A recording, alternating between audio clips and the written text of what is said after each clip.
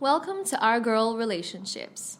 On this channel, we talk about problems people face in their day-to-day lives. Let's start with a video. I come from a relatively small family. It's just my mom, dad, my sister, and I. I am 28, female, and my sister is 24. I may be a little biased because I am the one in the situation, but I'm not exactly the favorite child. Everyone seems to do what my sister wants. They give her whatever she desires. It's been like that since we were kids, and it's so annoying. When it comes to me, everyone thinks I should be able to handle myself and be mature. It's true, but not as a kid. What could I do for myself at that time? Anyways, it helped me become a better person today. At least I don't depend on my parents for anything, unlike my sister. At 20, I moved out of my parents' house because I was honestly sick of their favoritism. I moved to my first apartment. It was a small one, as that was all I could afford, going to school and working at the same time. I was super proud of myself for pulling it off. From there, I kept growing. I graduated from school with honors and went to do my master's, which I completed last year. I'm doing pretty well for myself, but it still feels like I am invisible to my family, and I have come to terms with it. I'm getting married to my longtime boyfriend and the love of my life. We have been together since my second year in university, which makes it about 5 years since we started dating, though we have known each other for much longer than that. My relationship with my family affected me a little bit to the point where I thought I couldn't have meaningful relationships because I felt like I had nothing to offer. But when I met Ricky, that's not his real name, by the way, and built an amazing relationship with him, I realized that I am not the problem. I decided that I will no longer beat myself up for not having a close relationship with my family. We do talk once in a while, but all just surface stuff. I think you get the point. We are just not close as most families are with their first child, which I honestly think is strange. Anyways, Ricky and I have been going at it for years, like I mentioned, and he proposed to me the day we went out to celebrate my master's degree. I was so excited. We had talked about marriage a lot, and we both knew that that was where our relationship was heading. He proposed to me in the most romantic of ways in the presence of my closest friends. I had thought that we were just going to hang out.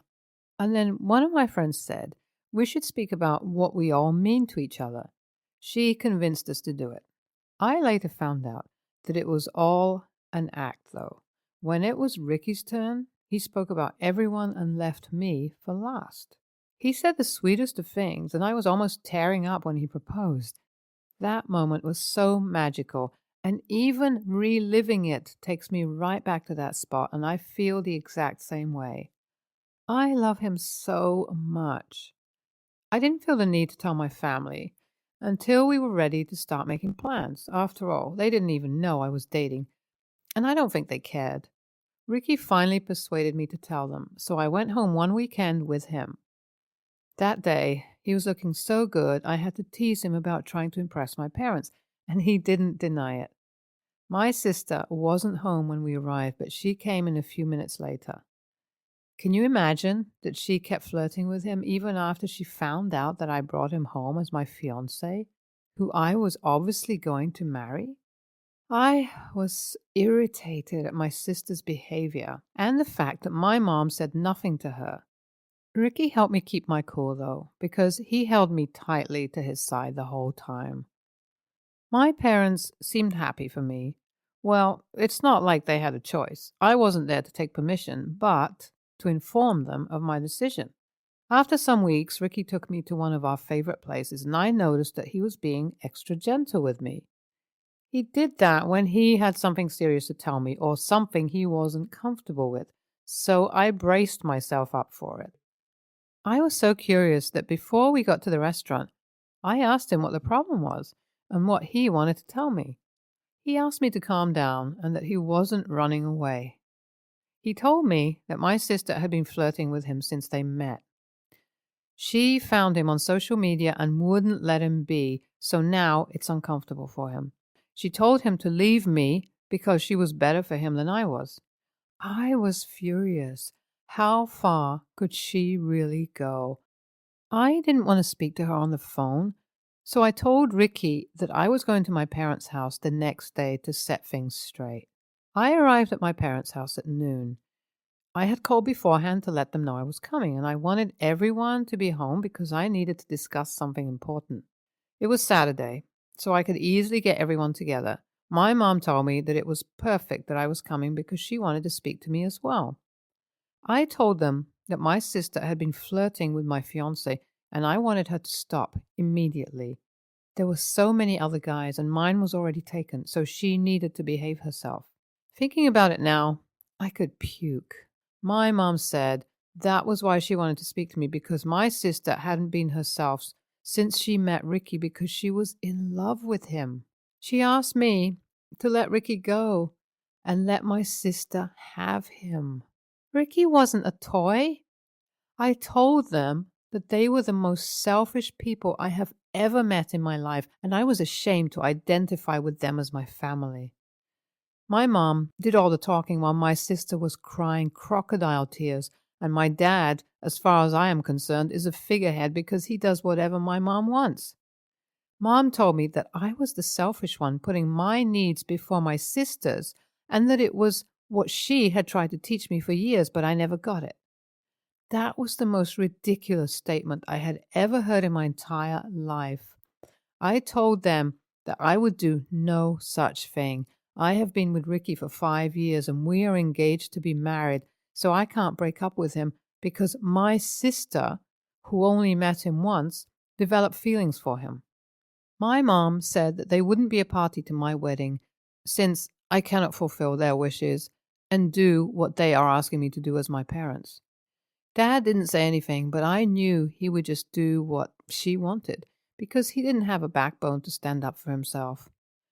It was not the first time that they treated me this way and expected me to be at the beck and call of my sister just because she was unhappy about something or she was throwing some stupid tantrum. After that, I left. I was so upset that I cried in my car as I drove back home. How did I get there and who were these people? Could they even hear themselves? If the tables were turned, would my mother ask my sister to break up with her fiancé for me? Ricky thought I had been lying when I told him what happened. He had known about how my parents treated me, but this threw him off. I told him that I was sorry that my family wouldn't be at my wedding because my sister is in love with him. Even saying it out loud felt ridiculous. Preparations for my big day were going really smoothly. My family hasn't come back to their senses. My sister is still trying to get with Ricky. He blocked her on every platform that she ever reached out to him, so I hope that sends her the message and she understands that he would never leave me for her. If I were a man and the sister of my fiancé was trying to get with me, especially openly, I definitely would not agree to it because it tells me about the kind of person she is. My friends have been the best, and they have been there for me, making sure I wasn't stressed out about my family issues. My best friend called my mom and sister to speak some sense into them, but they were adamant. My mom admitted that the only reason why she said she wouldn't come to the wedding was because she thought it would stop me from getting married to Ricky. I laughed so hard when I heard that. My mom really thinks she is that important to me. Sure, I want my family at my wedding, but if they are going to act crazy, then they can stay out of it. It's not like they ever made me feel important or wanted in the family before, so my wedding wouldn't be different. I still sent them an invitation, though, so it was solely on them if they decided not to come. I was letting them know that they had a chance to be in my life, but in my mind, I knew that it was the last straw. My relationship with my family depended on how they handled this. If they came back to their senses, then we would move past it. But if they decided to act funny, then I would cut them off my life because I don't want any negative energy around me. The ball was in their court. My wedding was all I ever dreamt of and more. I'm writing this from my honeymoon destination as a married woman. I can't believe it. Guys, I'm seriously married to the love of my life. Ricky is everything to me. I am so thankful to him for standing by me and not running away from me and my crazy family. Speaking of which, they didn't come to my wedding. It was really painful. I kept giving periodic glances at the congregation to see if they would show up, but they didn't. Ricky knew that that was what I was doing, so he hugged me and asked me to focus on him, and I would be fine because right there and then both of us were all that mattered. It was our day, and no matter who was absent or who wasn't happy with our marriage for whatever reason, we were happy, and it was the best day of our lives because we had waited years for this. Ricky's family is so loving, so they would have to be enough for Ricky and I because right now, my heart doesn't recognize that I have parents or a sibling. I don't know if it would ever change, but I choose to be happy regardless. NTA, I can't believe your parents. They are not fit to be called parents. If I ever meet your sister, I'm going to beat her for real because she needs to get over herself. NTA, silent father. I'm super disgusted. He watched his wife destroy his family. NTA, you don't owe your family anything. I'm surprised you were this patient. Next story. I don't really know how to even start this. Well, I, 32 male, have 3 kids. A 6-year-old female, 4-year-old female, 7-year-old male. But only my daughters are shared with my wife. I married my wife 6 years ago. Before her, I had a friend with benefits I met in college, but she had to move out of the city and I couldn't hear anything about her. A year ago, she contacted me out of the blue to let me know I was her 6-year-old son's father, which pissed me off. We did all the tests to make sure he was my son, and yeah, he is 100%. She made that clear. She contacted me because she was struggling financially and needed my help, not because she wanted to destroy my life. My wife wasn't happy about this, but as it happened before I met her, she couldn't complain. I'm no one to deny a child the right to spend time with his dad, since I know how much it hurts. So I asked his mom to let me spend the weekends with him. He is great, and we learned to love each other, so we changed it to 50-50 custody for her to settle down, and because I love spending time with my boy. Our house has 4 bedrooms. 1 for me and my wife, 2 for our daughters, 1 for guests. It was until my son came into the equation. Once my son appeared, I renovated the room to give it to him, even though he only spent weekends with us for the first 3 months after I found out. He had a room of his own in our house, so he feels welcomed, and now that he spends a week with us, he personalized it and really feels like it's his own. My daughters love him, and he loves them back. My wife is indifferent, but I'm not asking her to be my son's mom. He already has one. This past week was my time to have my son. My wife knew it, but my in-laws were going to visit us. We only have 4 rooms, so we had 2 options. They sleep on the couch, they go to a hotel. My wife didn't say anything, and I assumed she knew what the situation was since my son was staying with us that week too. And even if he wasn't, this is his room now, and no one goes in when he isn't around. So I think my wife assumed I would skip my week since in-laws were coming and they used to stay in that room. Her surprise was when I picked up my son and took him home. She was kind of pissed off and said, "You know my parents are coming, right?" "I know. What's the issue?" I replied. "Where are they supposed to stay?" said my wife. "In a hotel?" She went mad and started telling me to take my son back and skip this week, but I said no. This is also my son's house and has more rights to be here than the in-laws. So in-laws had to stay in a hotel, but didn't last that long since they left 3 days later, supposed to stay 2 weeks. Now my wife says I humiliated them, and calls me TA for not skipping my week, but if I skipped, I had to wait 2 weeks to have him around, and my son loves spending time with me, and I love spending time with him and my daughters. So, AITA for the way I treated my in-laws and not skipping my week? ESH. Y'all need to talk about stuff. I bet your in-laws left because they weren't expecting to drop a couple of grand on a hotel when they thought they'd have a place to stay. For that, yeah, you suck. But for expecting you to send your son packing, your wife is definitely an AH. That being said, it really doesn't sound like you give a damn what your wife thinks about having someone else's kid dropped on her like that. You act like her feelings 100% don't matter, when they should. Now, you shouldn't ostracize your kid, but treating your wife with some grace just might be the decent human thing to do. ESH. Mostly because the communication from both of you is atrocious. You both 100% knew there would be a conflict.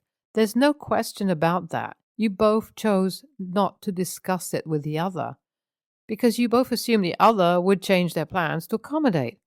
It doesn't matter what the solution should have been. You both suck for not talking about it in the first place. Next story.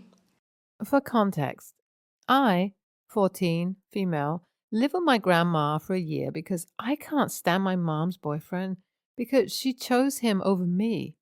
I told her I'd move out if he moved in because he makes remarks about my body and appearance, and it makes me feel very uncomfortable. I'll call her BFJ. I moved back in with my mom because I was having some issues with my grandma the year I lived with her. I set rules like I'll have a lock on my door, I'll never be in the house alone with Jay, and I wouldn't call him my dad. There wasn't an issue up until about a month after I moved in when Jay's kids were there. He sees them 2 times a month. They're from his previous marriage. His daughter came into my room and said, Dad wanted me, and I said, okay, tell Jay I'll be there in a minute, as I was just finishing getting ready to go to my friend's house.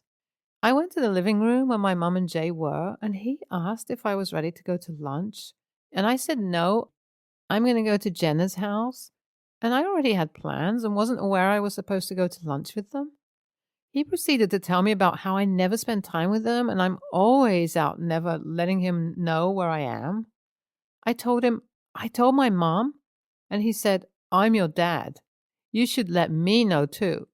I started laughing and said, You're not my dad, and I'd rather die than call you my dad.